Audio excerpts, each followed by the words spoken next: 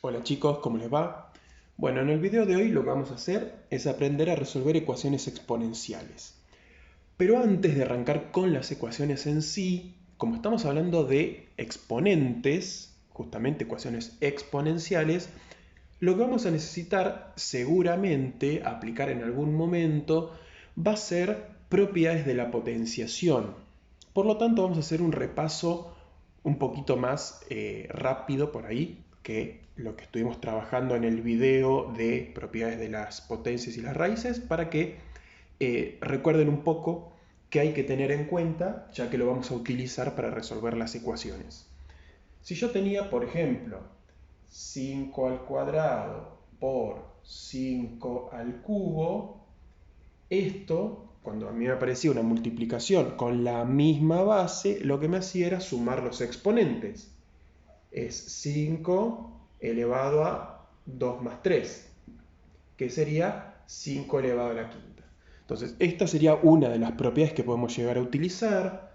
También si yo tenía 5 al cubo dividido 5 al cuadrado, por ejemplo, hacía 5 elevado a la 3 menos 1, a la 3 menos 2, perdón, que me da 5 elevado a la 1.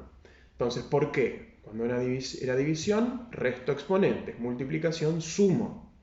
Y después, si tenía, por ejemplo, 5 al cuadrado elevado también al cubo, esto era potencia de potencias, y me quedaba 5 elevado a la 2 por 3, que es lo mismo que 5 a la sexta. Tengan en cuenta que esto es algo así, un pantallazo general, y recuerden que como esto es una igualdad, lo que me pasa es, si yo tengo 5 al cuadrado por 5 al cubo, sumo, pero si yo tengo una suma en el exponente, puedo volver para atrás a hacer una multiplicación. Es decir, esto es un ida y vuelta, por eso hay un igual. Esto es lo mismo que esto es lo mismo que esto.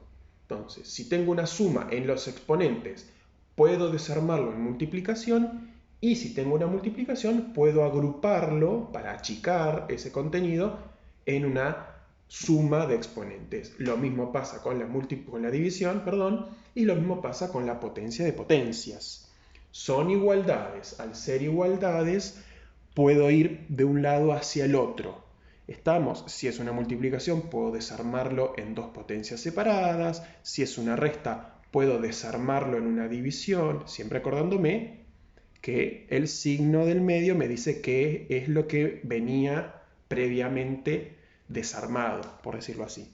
Bien, lo que vamos a hacer ahora es esto mismo que está acá, aplicarlo seguramente en alguno de los casos que podemos llegar a tener de ecuaciones exponenciales. Tengan en cuenta que hay varios tipos de ecuaciones exponenciales y vamos a ir trabajando uno por uno e ir analizándola para ver qué es lo que deberíamos hacer en cada caso. Bien, en este caso vamos a arrancar por el más fácil. Si bien yo lo separo en distintos tipos de ecuaciones exponenciales, ustedes tengan en cuenta que no es que está matemáticamente definido así, que está el caso 1, caso 2, caso 3, como por ejemplo pueden ser el factorio de polinomios. Acá no, acá son distintos tipos de ecuaciones, yo los agrupo así para que vean la diferencia entre cada uno y qué es lo que debo aplicar en cada caso.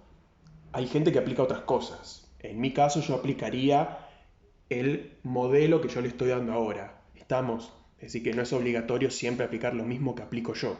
Yo lo explico de esta manera, ténganlo en cuenta nada más.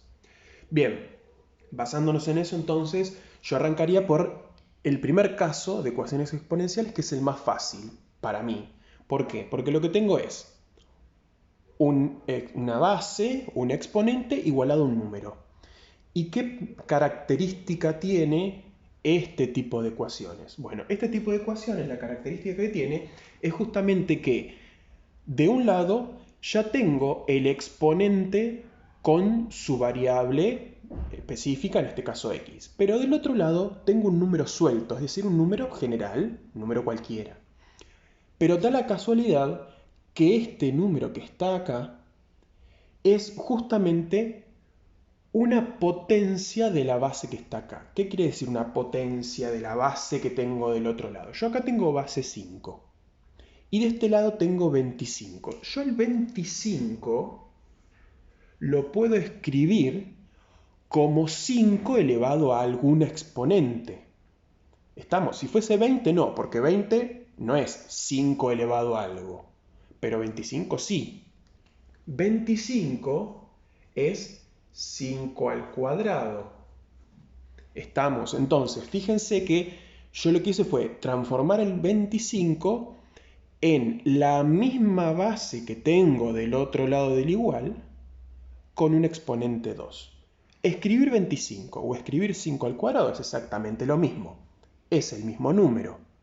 Entonces, ¿qué es lo que hago? Bueno, si yo digo que bueno, el 25 es 5 al cuadrado y de este lado ya de fábrica me dijeron que era 5 elevado a la x más 2, yo lo que puedo decir es, bueno, si 5 elevado a x más 2 es igual que 5 al cuadrado, si se cumple esa igualdad, quiere decir que este 5 tiene que ser igual a este 5, porque dicen que son iguales, y los exponentes tienen que ser iguales, sí o sí, porque se tiene que cumplir esa igualdad. ¿Y qué pasa? Y el 5 es igual al 5. Hasta ahí venimos bien. La base es la misma. ¿Y qué pasa con los exponentes? Y con los exponentes yo no sé si son lo mismo porque tengo una variable. Bueno, ¿y cómo resuelvo eso? Y bueno, si estos dos números son iguales, obligatoriamente estos dos exponentes tienen que ser iguales. Es decir, que x más 2 obligatoriamente tiene que ser igual a 2. ¿Y qué pasa? Y ahí me quedó una ecuación común. Y bueno, ¿qué hago? Despejo la x. Paso el 2, quiere decir que x es 0. Y ahí encontré el resultado de la x. ¿Puedo verificarlo? Sí. Si yo lo que hago es verificar que este 0 es la solución de esta ecuación, reemplazo por 0 acá, es decir, para verificar, digo, bueno, 5 elevado a 0 más 2, porque la x me dio 0, ¿me da igual a 25? O sea, me debería cumplir esta condición. Y bueno, a ver, 5 elevado al cuadrado, porque 0 más 2 es 2, y 5 al cuadrado es 25. Cumple, entonces, con la... ¿Estamos bien? Cumple justamente con la igualdad. Entonces, fíjense que esto sería la forma, una de las formas más fáciles de hacer justamente una ecuación exponencial. Pensar en el resultado que tengo de este lado. ¿Es posible escribirlo en la misma base que el que tengo de este lado? En este caso sí. Ahora vamos a ver un caso donde no se pueda escribir de esa forma. Bien, en este caso tenemos 4 elevado a x menos 2 igual a 20. ¿Y qué pasa acá? Bueno, acá, si yo me fijo y quiero aplicar, por ejemplo, el caso anterior, en donde tengo un número del otro lado solo, de este lado un número con exponentes, pero acá yo este 20 lo quiero transformar en la misma base de este lado, debería buscar un número en donde yo eleve al número 4 para que me dé 20. O sea, es lo mismo que pensamos antes, nada más que con el 5. Ahora yo tengo este lado 4, entonces la base es 4, ¿qué exponente me da 20? Y si busco, no hay ningún exponente entero que me dé 20. Seguramente con decimal vamos bien, o con un número irracional, por ahí, dependiendo, pero 4, si yo pongo 4 elevado a la 1 me da 4. 4 al cuadrado me da 16. Y 4 al cubo me pasé. Entonces no hay nada que me dé 20, por lo menos número redondo, número entero, perdón. ¿Qué pasa? Bueno, voy a tener que pensar en otra cosa. El caso anterior acá no lo puedo aplicar. ¿Qué podría ser? Bueno, acá sí podría aplicar, uno de los casos que podría ser es lo que estuvimos trabajando justamente cuando vimos las propiedades al principio. ¿qué pasa? Si yo tengo, por ejemplo, acá x menos 2, yo sé que si esto es una resta, quiere decir que esto viene justamente de una división. ¿Y qué división? Y quiere decir que es 4 elevado a la x dividido 4 elevado al cuadrado. Recuerden que si se divide, se restan los exponentes. Entonces hago la operación contraria a la que hicimos con las propiedades. En vez de ir de la división a la resta, voy de la resta a la división. Entonces lo desarmo. Perfecto. ¿Y ahí qué me queda? Me queda esto. ¿Qué puedo hacer? Bueno, yo este 4 al cuadrado lo puedo resolver. Bueno, lo resuelvo. Si resuelvo, me queda 4 al cuadrado, 16. ¿Y ahora qué puedo hacer? Y ahora, si tengo que despejar x, este 16 que está acá, molestando, pasaría multiplicando hacia el otro lado, porque está dividiendo.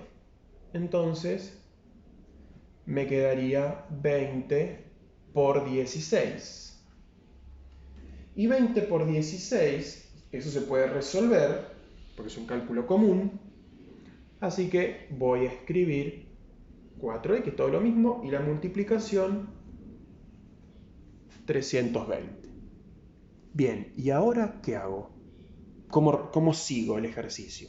Bueno, en este caso pasa lo mismo que pasaba acá arriba. Yo al 320 no lo puedo escribir como 4 elevado a algún exponente. Es decir, no lo puedo transformar como hicimos anteriormente con el 5. Entonces, ¿qué aplico? Bueno, en este caso vamos a tener que aplicar un procedimiento relacionado con los logaritmos. ¿Por qué? Recuerden que cuando nosotros vimos propiedades de los logaritmos, dijimos que si yo tenía el logaritmo con una base de un número con una potencia,